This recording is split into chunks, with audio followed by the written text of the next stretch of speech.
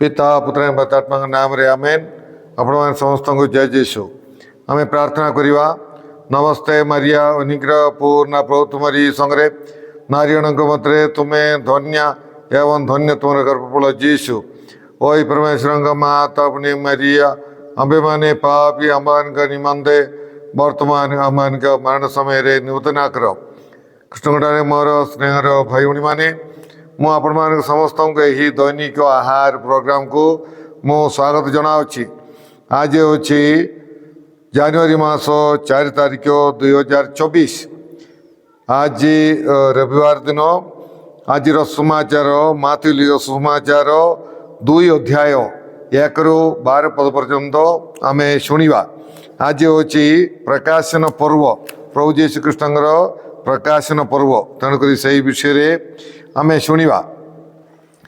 राजा हेरोद समय जूदेयार बेतलेहेम ठारे जीशु जेतबेले जन्म हेले पंडित माने जेरूसलेम को आसिले एवं पचारे यहूदी मानकर राजा रूपे जात शिशुटी केउठारे कारण आमे ताहांकर तारा पूर्व दिगरे उदित हेबार देखी तांगु आराधना करने को आसीअछु। यह शुणी राजा हेरोद ओ तांकर समेत समग्र जेरूसलेम भयभीत हेले। तहु से प्रधान याजक एवं धर्मशास्त्री मानक एकत्र करी कृष्णଙ୍କର जन्म केउठारे हेब ए विषय रे पचारिले।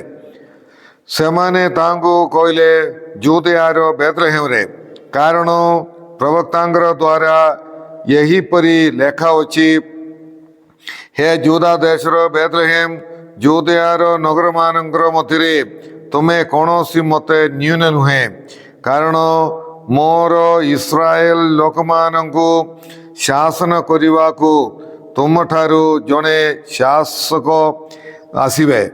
तत्परे हेरोद पंडित मानकु गोपन रे डाकी सही तारा केउ निर्दिष्ट समय रे दृश्य होइतिला सही विषय रे पचारि बुझिले। यहाँ परे से समानंकु बेतलेहेम को पठाई कहले जाओ सही शिशु को भल रूपे अन्वेषण करो एवं तांकु खोजी पाइबा मात्रे मते जनाओ जेपरी मु मध्य जाई तांकु आराधना करिबी। राजांग ठारू यह शुणिबा परे सेमाने बाहरी यात्रा कले। पूर्व दिगरे देखिथिबा सही नक्षत्रटी सेमानंकर आगे आगे जाई शिशुटी थिबा स्थान रे स्थिर होई गला। नक्षत्रटी स्थिर हेबा देखी सेमाने अत्यंत आनंदित हेले। सेमाने गृह रे प्रवेश करी शिशुटी को तांगर माता मारियाଙ୍କ संगे देखिले एवं जानुपात होई आराधना कले।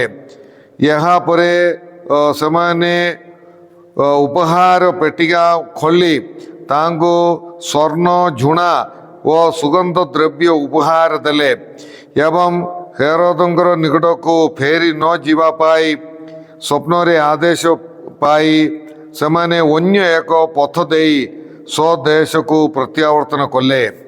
प्रभुंगर सुसमाचार। हे प्रभु जीशु कृष्ण तुमर प्रशंसा हो। कृष्णगढ़ मोर स्नेहर भाई भाई मैंने आज आम प्रभु जीशु कृष्णंकर आमर रक्षाकर्ता आमर प्रभु जीशु कृष्णंकर प्रकाशन पर्व आम पालन करुछु। आउ यही पर्व द्वारा प्रभु जीशु कृष्ण आम मान को कहते जे से समस्तंकर ईश्वर से एवं समस्तंक ठारे से निजको जणेवा पाई प्रकाश करने पाई से चाहूँगी। जो पंडित माने जीशु को देखा आसते से विजातीय लोक तेणुक जीशु केवल यहूदी मानकर ईश्वर नुहे समस्तंकर ईश्वर समस्त को परित्राण देवाई से ही जगत को आसते बोलिकी तांकर यही प्रकाशन माध्यम प्रभु जीशु कृष्ण आम समस्त को जनाऊँच जहाँद्वारा समस्ते जीशुंकर जन्म विषय जानवे एवं समस्ते जीशुख्रीष्टठारे विश्वास करिवे एवं समस्ते जीशु आनिथिबा परित्राण पाइबे सही उद्देश्य रे जीशु समस्तठारे निजको प्रकाश कले। आउ जीशु समस्तंकर ईश्वर समस्तंको परित्राण देवा पाई से ही जगत को आसिले। आउ समस्ते एक कथा जानतु यह जीशुंकर लक्ष्य आउ यह आम समस्तंक पाई गोटे माने गुरुत्वपूर्ण विषय जीशु आम मान को निज को प्रकाश करी कारण जी आमे मत जीशु को माने अन्य मानक प्रकाश करिवार अछि। आओ यही पृथ्वी रे बहुत लोग जान नांदी समानकठारे मध्य आमे जीशु को प्रकाश करिवार अछि।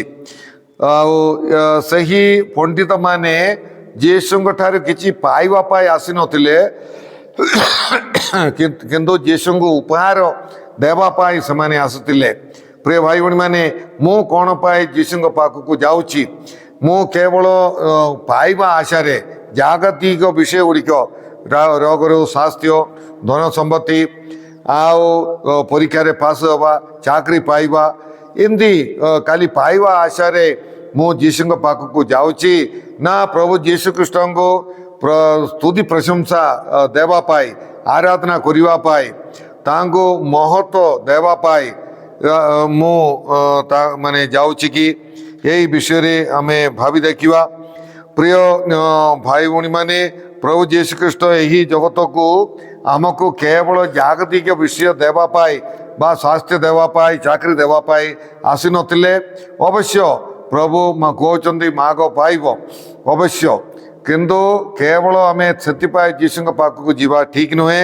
आओ प्रभु जीशु ख्रीष्ट यही जगत को आसबार मुख्य लक्ष्य होची आम समस्त को अनंत जीवन प्रदान करिबा एवं आम मान को अनंत जीवन प्रदान करिबा पाई से निजर जीवन मध्य बोली देले उत्सर्ग कले।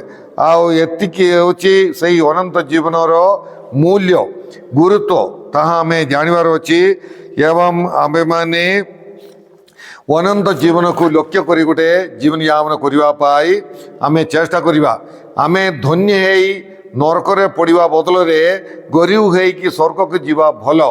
तेणुकरी आमे माने आमे पवित्र जीवन यापन करिबा पाई चेष्टा करिबा अनंत जीवन को लक्ष्य करी गोटे जीवन यापन करिबा। यहा ही प्रभु जीशु ख्रीष्ट आम मान को देइतिबा शिक्षा माती सुमाचार 6:33 रे कह जायछि तमे सर्वप्रथमे ईश्वरंकर राज्य खोज ईश्वर को खोज परित्राण खोज तापरे बाकी जागतिक विषय सब किछि तुम मान को दिया जीव बोलिकी कह जाउछि। तेणुक आम सर्वप्रथमे ईश्वर को खोजा आउ जागतिक विषय तार पछरे आसीबो। फिलिपिय मंडल प्रति लिखित पत्र 2 अध्याय 12 पदरे साधु पाउल कहंदी तेणु भय और कंपन सह निजर परित्राण निमंते उद्यम कर। तेणुक माने भय एवं कंपन माने कौन अच्छी केते आमे अनंत जीवन पाइबा पाई केते आतुरतार सहित आमे चेष्टा करियार अछि बोलिकी साधु पाउल कहउचंदी। सेहीपरि साधु पाउल प्रथम कोरिन्थियो 15 अध्याय 19 पदरे से कहउचंदी आमे केवल इह जीवन निमंते कृष्णठारे आस्था स्थापन करिथाउ तबे समस्त लोकंको अपेक्षा आमे सबुठु हतभागी बोलिकी माने निर्भाग्य लोक आमे केवल यही जगत पाई आमर स्वास्थ्य पाई आमर संपत्ति पाई एवं आमर जागतिक विषय पाई जागतिक वेलफेयर आमर सुख पाई सबू केवल आमे यीशु कृष्ण विश्वास करिबा आमे के निर्भाग्य लोक कारण यही जगत रे आमे आमर सब किछि शेष होला परि जीवन यापन करिबा ठीक नुहे किंतु पर जगत को लक्ष्य करी अनंत जीवन को लक्ष्य करी आम्भे माने समस्त जीवन यापन करियार अछि। सेतिपाई आम समस्त को अनंत जीवन पाइबा अनंत जीवन प्रदान करिबा ताहा तिला प्रभु यीशु कृष्णଙ୍କର प्रथम लक्ष्य। आउ आम्भे माने मध्य अनंत जीवन को लक्ष्य करी आमे जीवन यापन करियार अछि। सेहि परि प्रिय भाई भणी माने सही पंडित माने यीशु कृष्ण को देखला परे अन्य बाट देई समाने गले समाने आसीबा बाटरे समाने गले नहीं। प्रिय भाई भणी माने ଆମ୍ଭେମାନେ ଯୀଶୁଙ୍କୁ ମାନେ ସେମାନେ ଯୀଶୁଙ୍କୁ ଦେଖିଲା ପରେ ସେମାନେ ଅନ୍ୟ ବାଟ ଦେଇ ଚାଲିଗଲେ ବୋଲି କୁହାଯାଉଛି। ଯେଉଁମାନେ ଯୀଶୁଙ୍କୁ ପରିଦର୍ଶନ କରନ୍ତି, ଦିଅ ପ୍ରସାଦ ଯୀଶୁଙ୍କୁ ପାଆନ୍ତି, ଯୀଶୁଖ୍ରୀଷ୍ଟଙ୍କଠାରେ ପ୍ରାର୍ଥନା କରନ୍ତି, ବାଇବଲ ପଢ଼ନ୍ତି, ସେମାନଙ୍କର ମନ ପରିବର୍ତ୍ତନ କରିବାର ଅଛି। ସେମାନଙ୍କର ଜୀବନ ଅଦଳ ବଦଳ ହେବାର ଅଛି। ସେମାନେ ପାପର ବାଟ, ମନ୍ଦ ବାଟ ସେମାନେ ପରିତ୍ୟାଗ କରି ଆଉ ଗୋଟିଏ ମାନେ ପରିବର୍ତ୍ତନର ପବିତ୍ରତାର ଗୋଟିଏ ଜୀବନଯାପନ ସେମାନେ କରିବାର ଅଛି। ଅନନ୍ତ ଜୀବନକୁ ଲକ୍ଷ୍ୟ କରି ସେମାନେ ଜୀବନଯାପନ କରିବାର ଅଛି। ତେଣୁକରି ପ୍ରିୟ ଭାଇ ଭଉଣୀମାନେ, ଯୀଶୁଙ୍କୁ ପରିଦର୍ଶନ କରିଥିବା ସେହି ପଣ୍ଡିତମାନେ ଯେଉଁଭଳି ସେମାନଙ୍କର ବାଟ ମାନେ ଅଲଗା କଲେ, ଅଲଗା ବାଟ ନେଲେ, ସେହିପରି ଆମ୍ଭେମାନେ ମଧ୍ୟ ଜୀବନକୁ ପରିବର୍ତ୍ତନ କରିବା, ଆମର ପୁରୁଣା ପାପର ବାଟକୁ ଆମେ ପରିତ୍ୟାଗ କରିବା। ପ୍ରିୟ ଭାଇ ଭଉଣୀମାନେ, ଆମର ରାଗ ବିଦ୍ୱେଷର ବାଟ ସବୁ ପରିତ୍ୟାଗ କରି ଗୋଟିଏ ସ୍ନେହ ପ୍ରେମର ବାଟରେ ଜୀବନଯାପନ କରିବା ପାଇଁ, ସ୍ନେହର ପ୍ରେମର ପନ୍ଥାରେ ଅଗ୍ରସର ହେବା ପାଇଁ ଆମେ ଚେଷ୍ଟା କରିବା। ସେହି ପଣ୍ଡିତମାନେ 3 ପ୍ରକାର ପୁରସ୍କାର ସେମାନେ ଯୀଶୁଙ୍କୁ ଉତ୍ସର୍ଗ କଲେ। ଆଉ ସେଟା ପ୍ରଥମ ହେଉଛି ସୁନା। ସୁନା ହେଉଛି ଯୀଶୁ ରାଜା ବୋଲିକି ତାହାର ଅର୍ଥ। ଯୀଶୁଙ୍କୁ ସେମାନେ ରାଜା ହିସାବରେ, ରାଜା ବୋଲିକି ସେମାନେ ଗ୍ରହଣ କଲେ ଏବଂ ସେମାନେ ତାଙ୍କୁ ଆରାଧନା କଲେ, ସାଷ୍ଟାଙ୍ଗ ପ୍ରଣାମ କଲେ। ପ୍ରିୟ ଭାଇ ଭଉଣୀମାନେ, ସେଇ ଗୁହାଳ ଘର ଭିତରେ ସାଷ୍ଟାଙ୍ଗ ପ୍ରଣାମ କରିବା ଏତେ ସହଜ ନାହିଁ। ଆଉ ସେ ହେଲେ ମଧ୍ୟ ସେମାନେ ଯୀଶୁଙ୍କୁ ଏତେ ଗୁରୁତ୍ୱ ଦେଲେ ଯେ ସେମାନେ ସେ ଗୁହାଳ ଘର ଭିତରେ ସେମାନେ ସାଷ୍ଟାଙ୍ଗ ପ୍ରଣାମ କଲେ। ସେମାନେ ପଣ୍ଡିତମାନେ, ସେମାନେ ଗଣ, ସେମାନେ ବିଦୁଷିତ ମାନେ, ସେମାନେ ଶିକ୍ଷିତ ଲୋକ ହେଲେ ମଧ୍ୟ ସେମାନେ ନିଜକୁ ନମ୍ର କଲେ, କାରଣ ଯୀଶୁଙ୍କୁ ସେମାନେ ସ୍ୱର୍ଗ ମର୍ତ୍ତ୍ୟରେ ରାଜା ହିସାବରେ ସେମାନେ ଗ୍ରହଣ କଲେ। ପ୍ରିୟ ଭାଇ ଭଉଣୀମାନେ, ମୁଁ ଯୀଶୁଙ୍କର ସେଇ ନିୟମକୁ, ଶାସନକୁ, ଯୀଶୁଙ୍କୁ ମୁଁ ମୋର ରାଜା ବୋଲି ମୁଁ ଗ୍ରହଣ କରୁଛି କି ଏବଂ ତାଙ୍କର ନିୟମ ଅନୁସାରେ ମୁଁ ଜୀବନଯାପନ କରୁଛି କି, ଆଉ ଯୀଶୁଙ୍କୁ ଆରାଧନା କରିବା ପାଇଁ ମୁଁ କୁଣ୍ଠିତ ହେଉଛି କି, ଏସବୁ ବିଷୟକୁ ଆମେ ଧ୍ୟାନ କରିବା। ବେଳେବେଳେ ଆମେ ଏଇ କୃଷପଥ ସବୁ କଲାବେଳକୁ ଟିକେ ବାହାରେ କୃଷପଥ କଲାବେଳେ ଟିକେ ଆଣ୍ଠୁ ପକାଇବା ପାଇଁ ଆମେ ନାରାଜ ହୋଇଯାଉଛୁ।